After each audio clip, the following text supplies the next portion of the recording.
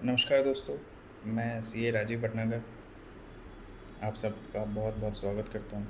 आज हम लोग डिस्कशन करेंगे GST applicability on maintenance charges collected by the builder और रेजिडेंट वेलफेयर एसोसिएशन। आपके हमने बहुत सारे क्वेश्चंस होंगे, मैं कोशिश करूँगा कि सारे क्वेश्चंस के वीडियो के अंत तक आपका जवाब दूँ।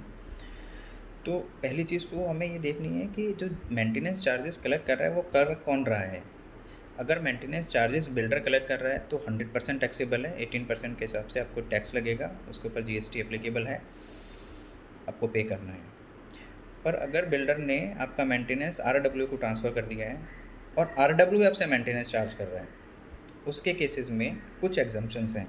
लेकिन मैं आपको यहाँ क्लियर करना चाहता हूँ कि आरडब्ल्यू की सारी सर्विसेज टैक्सेबल हैं except exemption given by the central government through notifications. उसको अपन लोग डिस्कशन करेंगे। तो सेंट्रल गवर्नमेंट ने एक ही नोटिफिकेशन इशू करी थी, जिसका अमेंडेड जो हुआ था वो मैं आपसे डिस्कशन करने जा रहा हूँ। उसमें क्या कहा गवर्नमेंट ने कि अगर आरडब्ल्यू अपने मेंबर से 7,500 पर मंथ पर मेंबर से कम मेंटेनेंस चार्ज कलेक्ट कर रही है तो उसमें एग्जम्पशन है। मतलब अगर 7,500 से कम आपका मेंटेनेंस है तो आपके ऊपर एग्जम्पशन अवेलेबल है। लेकिन उसके लिए भी 3 प्री कंडीशंस हैं। क्या कंडीशंस हैं कि आप आरडब्ल्यू के मेंबर होने चाहिए।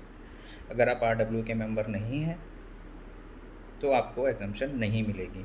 उस केसेस में आरडब्ल्यू आपसे जीएसटी चार्ज करेगी या चार्ज करना चाहिए।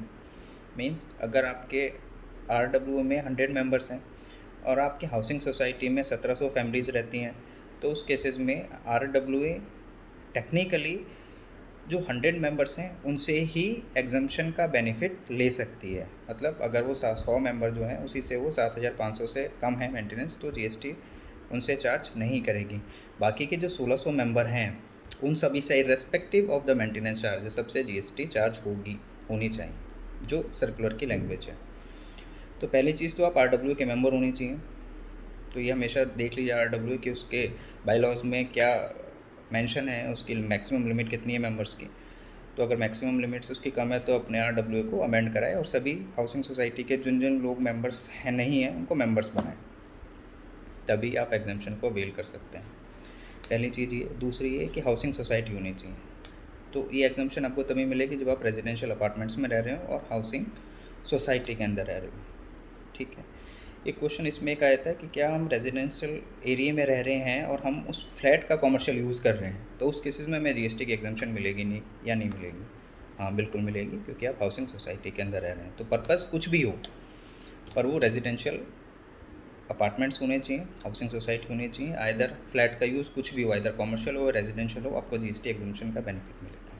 मीन्स अगर आपकी मेंटेनेंस 7,500 से कम है तो आपके ऊपर जीएसटी नहीं लगेगा।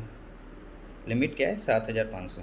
क्वेश्चन आया है कि क्या हमारी 8,000 मेंटेनेंस चार्जेस हैं तो उस केसेस में क्या हमें और आपके ऊपर 500 रुपये के जो डिफरेंस अमाउंट है 7,500 माइनस 8,500 रुपये के ऊपर जीएसटी एप्लीकेबल होगा? नहीं, आपके ऊपर पूरे 8,000 से ही जीएसटी एप्लीकेबल होगा। इवन दो अगर आपका मेंटेनेंस चार्जेस 7,501 है, 7,501 है तो जीएसटी लगेगा पूरी वैल्यू के ऊपर, 7,501 के ऊपर।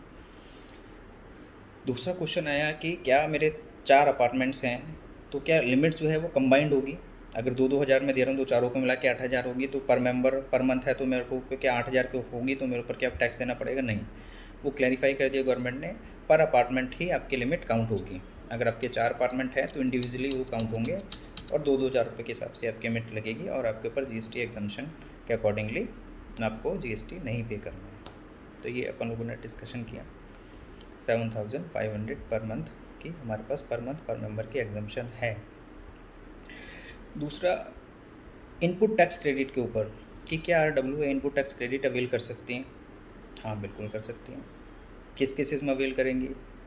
तो इनपुट टैक्स वो इनपुट जो भी ले रही हैं, कैपिटल गुड्स हो वो इनपुट है, सर्विसेज हैं, उन सभी के ऊपर इनपुट टैक्स क्रेडिट अवेल कर सकती हैं।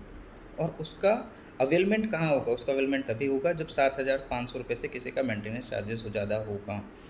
तो 7,500 पर मंथ से ऊपर जो भी मेंबर दे रहा है उसके ऊपर आप इनपुट टैक्स क्रेडिट अवेल कर सकते हो। वो एग्जम्पशन से ऊपर जो जो पे करेंगे उसमें आप अवेल कर सकते हो इनपुट टैक्स क्रेडिट।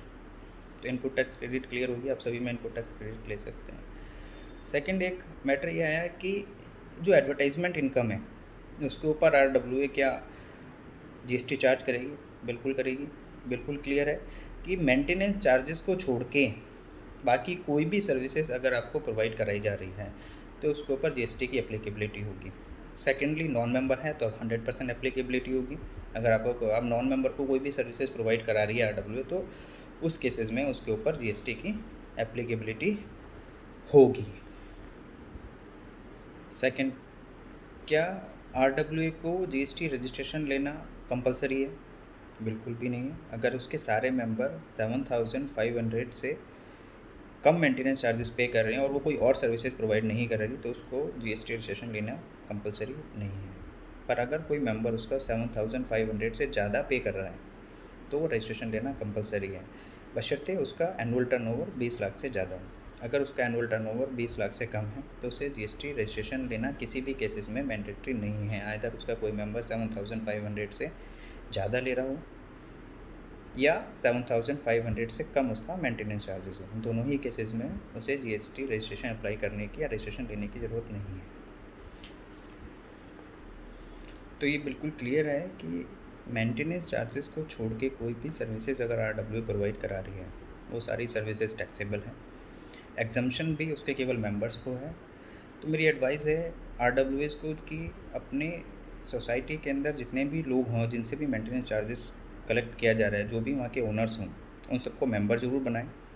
बाईलॉस अमेंडेड नहीं है तो अपने बाईलॉस को अमेंड करें और उसमें सभी को मेंबर्स बनाएं, क्योंकि नॉन मेंबर्स के ऊपर 100% GST की एप्लीकेबिलिटी है।